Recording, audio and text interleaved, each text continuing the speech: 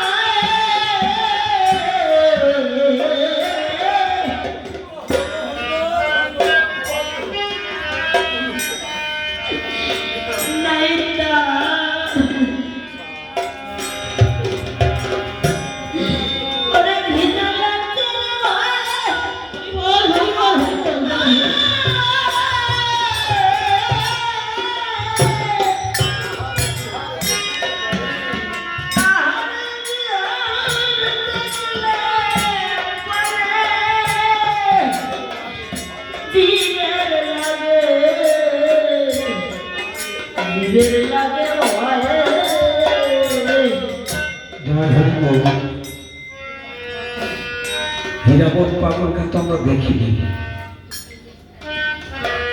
গোলক পাগলকে আমরা দেখিনি, দেখেছি কি?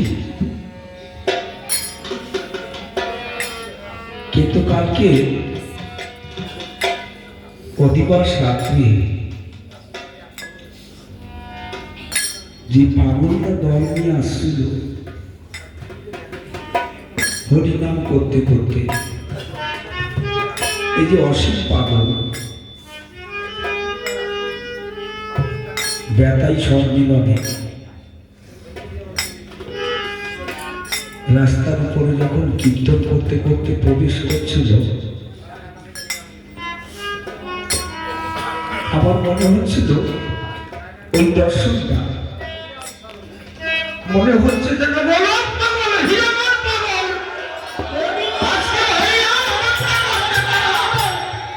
প্রবেশ করছে।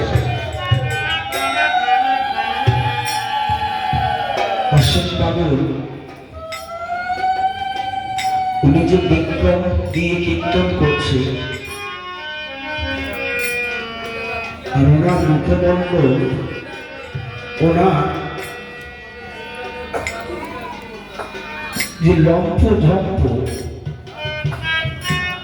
যেমন বিরাচাকে হুঙ্কার ছেড়েছিল হীরাবত, আমি বেতাইতে দেখেছিলাম অসীম পাগলকে হীরাবত পাগলের মতো বিক্রম। অনেকে কীর্তন করে পাগলরা, কিন্তু অসীম পাগলের কীর্তনের মধ্যে ফুটে উঠেছিল হীরাবত পাগলের সেই বিক্রম।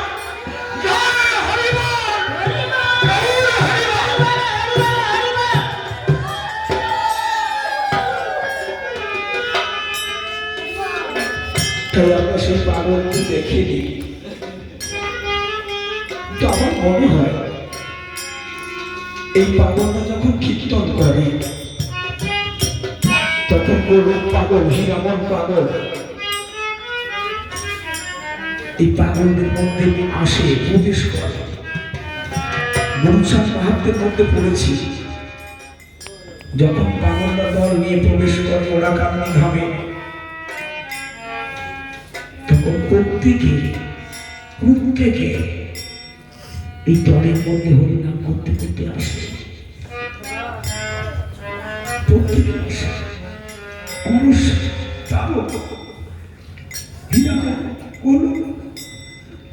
কিন্তু দেখার মতো যদি সৌভাগ্য থাকে,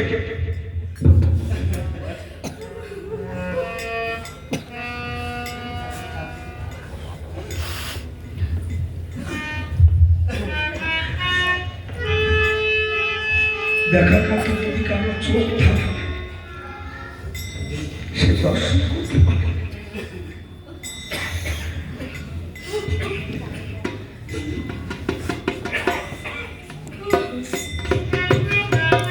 এই গানটা করবার জন্য কেন বললাম, আমার ওই বেতার কথাটা মনে পড়ে গেছে। অসীম পাগলের বিক্রম যে হরিচাঁদের প্রেমের আগুন যখন গায়ে লাগে, তার সর্বস্ব পুড়ে ছাই হয়ে যায়, তার লজ্জা ঘৃণা কিছু থাকে না।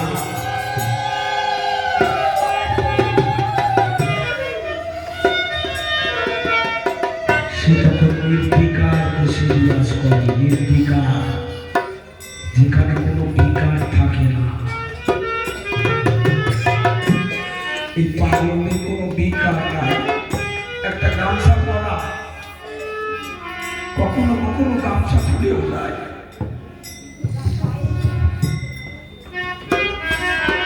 লক্ষ্মীখানিতে ছিলাম, লক্ষ্মীখানি কীর্তন হচ্ছে, মাথা দিচ্ছে, ঘন্টার পর ঘন্টা মাথা হচ্ছে। মাথার মধ্য দিয়ে পূর্ব বাংলায় তখন 5 হাতে কাপড় পরতো, মাথা কাপড় সাধুরা। এখন তো আমরা ধুতি পরি, আর ভেতরে হান্ডার প্যান্ট থাকতো না, কাপড়টাকে মুড়িয়ে কোন রকমে ছোট কর্তা কাঁসা চলে আসো তো এখানে। কোন রকমে কাঁসা দিত। এখন ওই কীর্তন করতে করতে সবাই কিন্তু কীর্তন বন্ধ করে দিয়ে যার যার মতো থেমে গেছে, কিন্তু বিচরণ পাগল কীর্তন করতে করতে ওই কাপড়টা কখন খুলে গেছে উনি নিজেও জানেন না যে কাপড় খুলে গেছে। ভক্তটা কাপড় নিয়ে বারবার পেঁচিয়ে দিচ্ছে, পরিয়ে দিচ্ছে, কিন্তু পাগল ওই যে কীর্তনের ভাব, এই ভাবের মধ্যেই ডুবে আছে।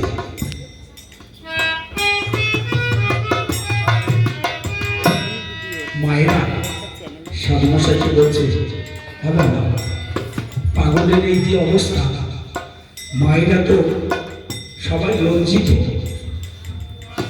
সাধুমশাই যখন ধরে পাগলকে সম্পত্তি বাগানে দেখে আসে,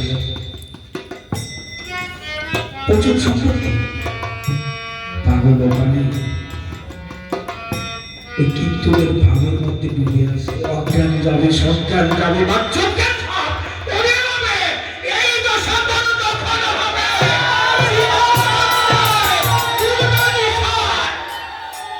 এই দশা থেকে শিশু পাগল চিদানন্দ বিচরণ পাগলে যখন জ্ঞান ফিরে আসে, কি ব্যাপার, আমি এই সুপরিবাগানে কেন? কোন ভক্ত বলছে তুমি কীর্তন করতে করতে বস্ত্রহীন হয়েছিলে, তোমার অঙ্গে বস্ত্র ছিল না, এই জন্য তোমাকে সুপরিবাগানে দিয়ে গেছে। কে আছে? বাবা সাধুমশাই। বলছে তাই? তাহলে সাধুমশাইয়ের বাড়িতে এখনো লজ্জিত নারী আছে, তাদের মধ্যে লজ্জা আছে, কাম আছে, কামনা আছে, কুল আছে, সমস্ত কিছু আছে। বিচরণ পাগলের ওই কথাটা কিন্তু মাথার মধ্যে আছে। ছিলাম ওরাকান্দিতে যখন 12টির মেলা এক এক করে যখন দল নিয়ে রওনা দিয়েছে, তালতলার খালের উপর থেকেই যেতে হবে। তালতলার খালে যখন বিচরণ পাগলের বাড়ির পাশ দিয়ে যখন যাচ্ছে ওরাকান্দি, লক্ষ্মীকালীর গোপাল সাগর আটকে গেল ওই শহরে। বলছে আর যাওয়া যাবে না, জোয়ার আসুন, আজকে রাতটা আমরা দাদা বিচরণের বাড়িতেই কাটাবো।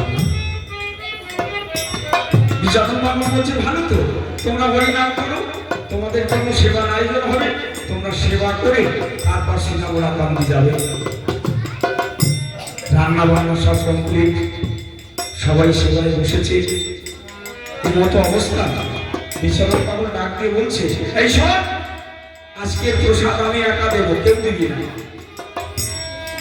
ওই 5 হাতি কাপড়টা টান দিয়ে ফুলে কাপড়টা মাথায় পাপড়ি বেঁধে নিলেন। এদিকে কিন্তু কিছু নাই, এদিকে কিন্তু ফাঁকা, পুরুষঙ্গটা এতটুকু, সবাই দর্শন করছে। তাই পাগল, এই হচ্ছে পাগল, যার পুরুষঙ্গটা দর্শন করছে এতটুকু। পাগল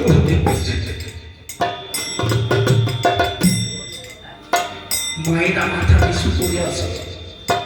সাধুমশাই ভাবছে ও প্রতিশোধ নিচ্ছে, বাবা গুরুচাঁদের কাছে গিয়ে নালিশ দেব।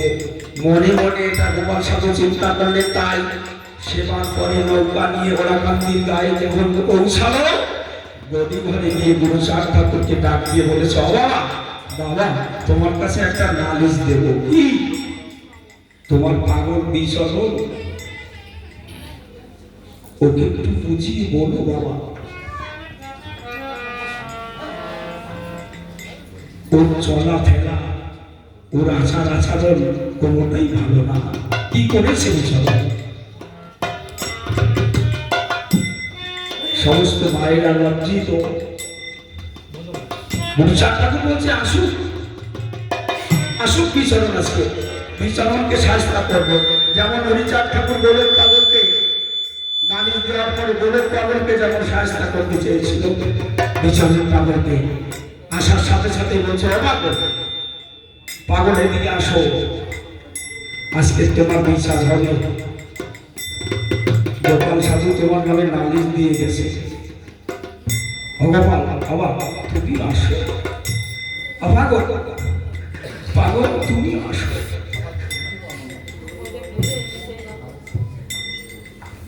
গুরু শাসন ডাক দিয়ে বলছে, ও গোপাল, গোপাল তুমি তো সাধু, আর আমার বিচরণ হচ্ছে পাগল। পাগল আর সাধুতে কখনো মেলে না। পাগল অনেক ঊর্ধ্বে থাকে, আর সাধুর বিচার বিবেচনার মধ্যে থাকে। পাগলের কোনো বিচার নাই, বিবেচনা নাই। আমার পাগল বিচরণ অন্যায় করেছে। ও গোপাল, তুমি যখন বিচরণকে সুপুরি বাগানে রেখে আসছিলে, তোমার মনে পড়ে আমার বিচরণ তখন, আমার বিচরণ তখন দুটো হাত একবার উঁচু করছে, একবার নামাচ্ছে। গোপাল তুমি কি দেখেছিলে? ওই সময় আমার বিচরণ কোন জগতে বিচরণ করছিল? আমার বিচরণকে আমার বাবা হরিচাঁদ চরণ দুটো বারবার দিচ্ছে, আর একবার উঠিয়ে নিচ্ছে। চরণ ধরতে আর বিচরণ পাচ্ছে না। বিচরণকে ধরা দিচ্ছে, আবার দিয়েও দিচ্ছে না। বিচরণ চরণ ধরতে যাচ্ছে আমার বাবা, আর আমার বাবা চরণটাকে উঠিয়ে দিচ্ছে।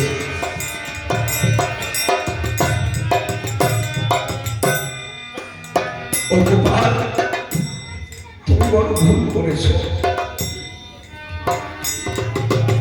আমার পাগল কোন জগতে চলে, কোন জগতে থাকে ভেবে দেখাতে হয়। পাগলকে বিচার করা যাবে না। পাগলটা কোন জগতে বিচরণ করে এটা বিচার করা যাবে না। এরা নির্বিকার রাজ্যে থাকে সর্বক্ষণ। এই জন্য আমি বলেছিলাম যে এই গানটা করো। হরিচাঁদ দৃষ্টিভূতে পেল জানে, কেন হরিচাঁদ দৃষ্টিভূতে পেয়েছে এই পাগলকে। হ্যাঁ,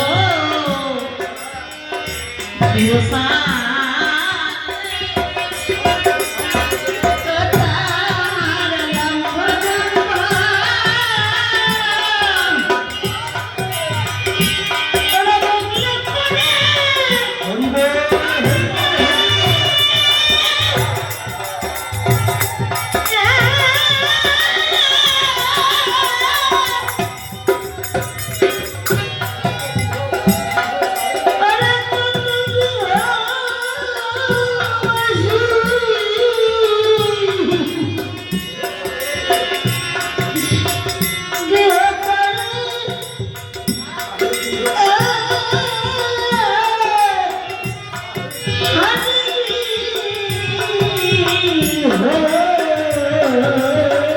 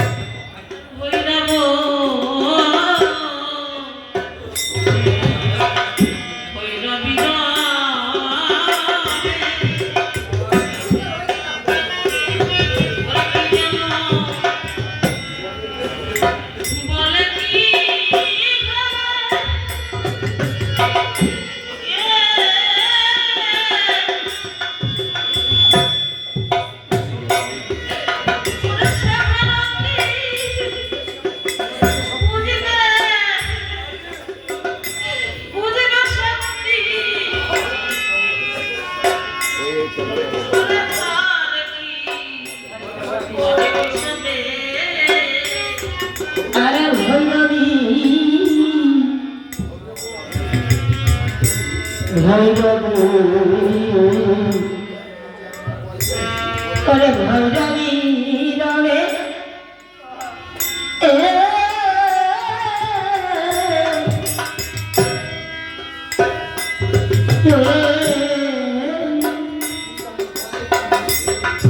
ওরে কি জানো কি বলো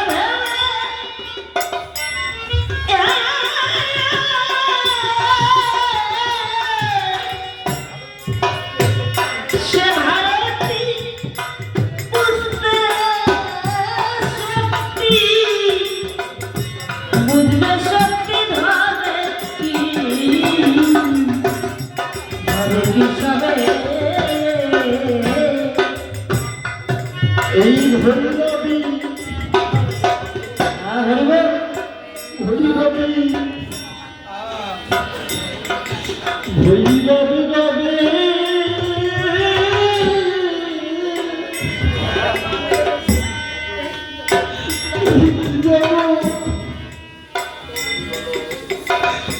বলে কি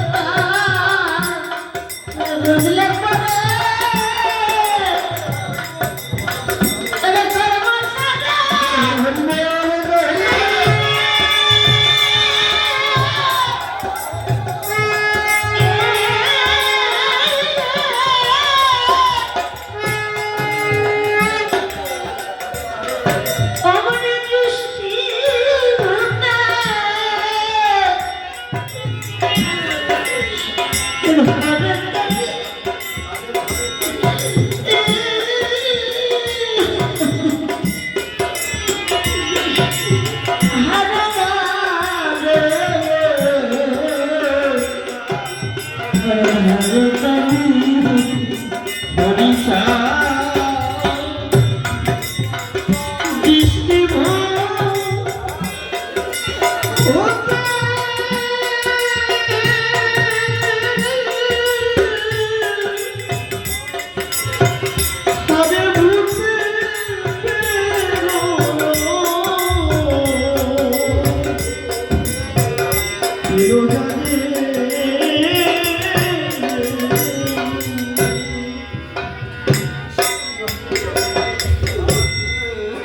দৃষ্টি রোগে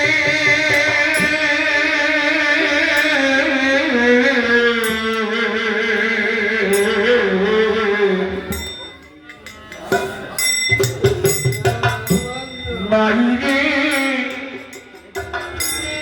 নাই যাবি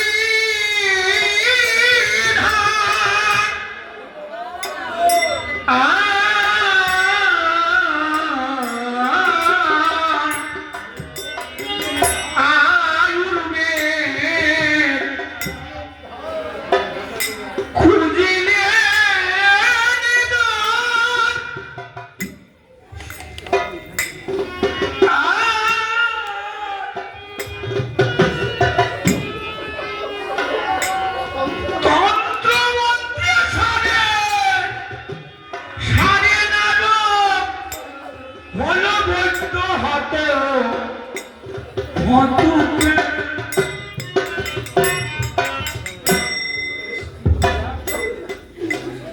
আরে দৃষ্টির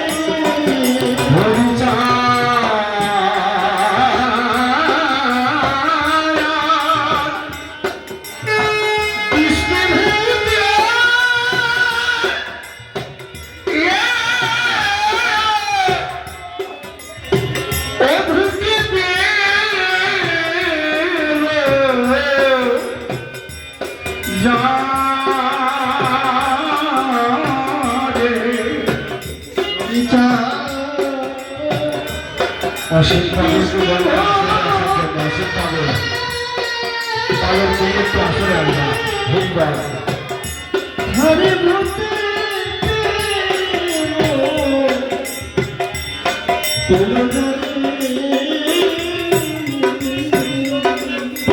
আমার এই মা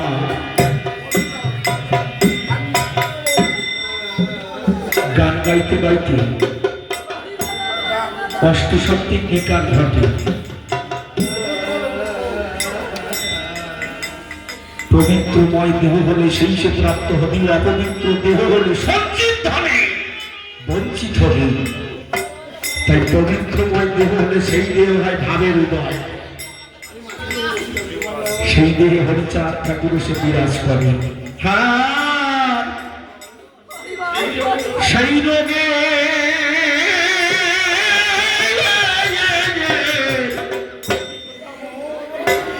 রুগী রুগী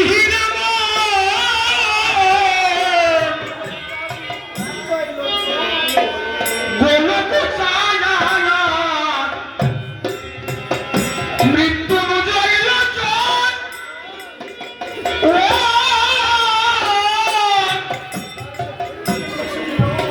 ওরে দার হয়েছে বৃষ্টি রোগ সে আর সারবে না কখন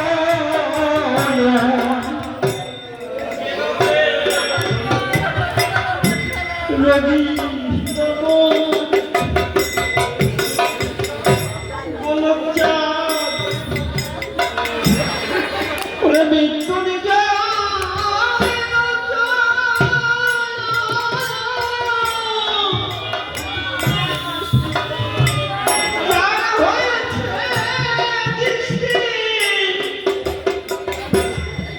এই দৃষ্টির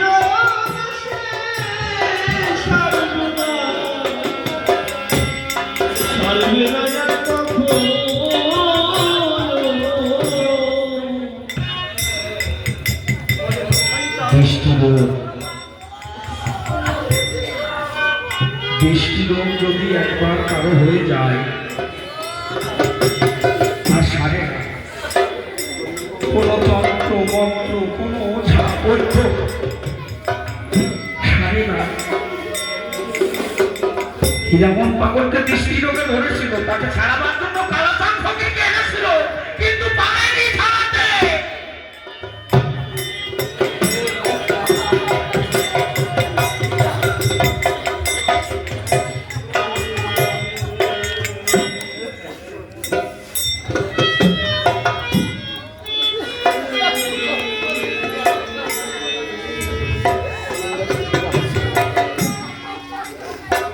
ও পাগল,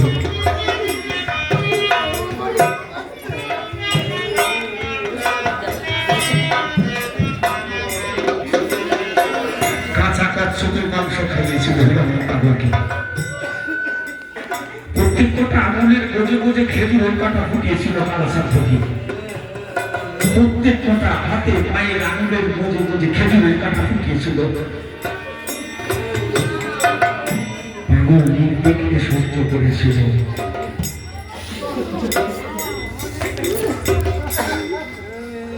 কালাচাঁদ ফকির ডাক দিয়ে বলেছিল, ভাই মানুষের সইতে পারে এত কষ্ট, যার আঙুলের গোজে গোজে প্রতিটা খেজুরের কাঁটা আমি ফুটিয়ে দিল।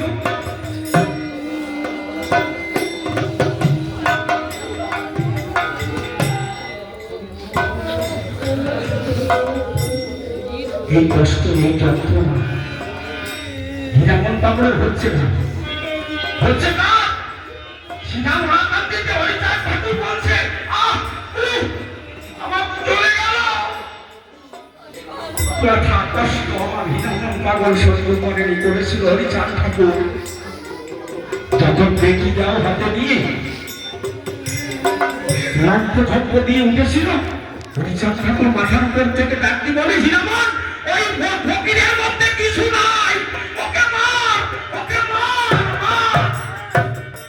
মেরেছিল হীরামন পাগল, চাল কেটে ঠান্ডা কেটে ওই ফকিরের পাও কেটেছিল। ওই সময় যখন হীরামন পাগল দৌড়ে ওরা কান্দি গেল,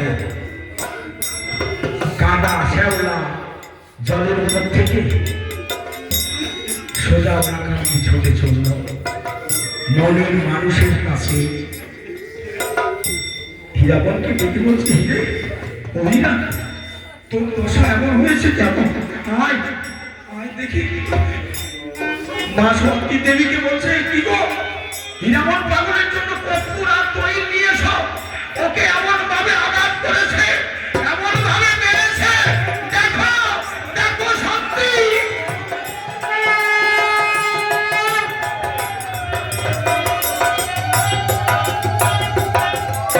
হীরাবন পাগলের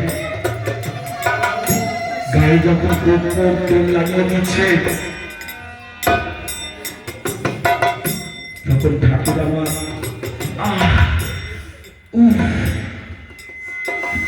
হীরামা বলছে, ও ঠাকুর, ও ঠাকুর, এই জন্য তো আমি কোনো কষ্ট পাই নাই ঠাকুর, এই জন্য আমার কোনো যন্ত্রণা হয় নাই। তুমি সব কষ্ট সহ্য করেছ, তুমি সব যন্ত্রণা সহ্য করেছ।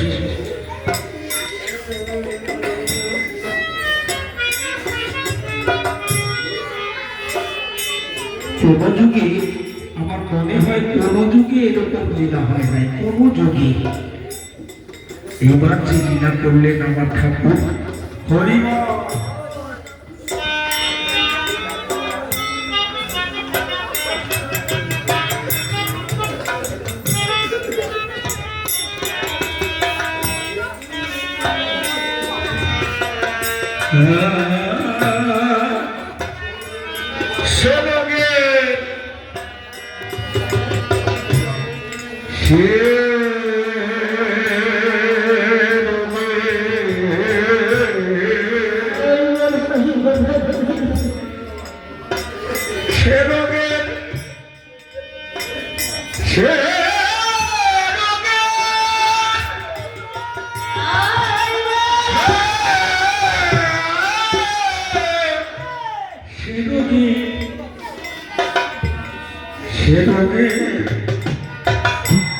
এই রুগীর আমার ও দশরা মৃত্যুঞ্জয়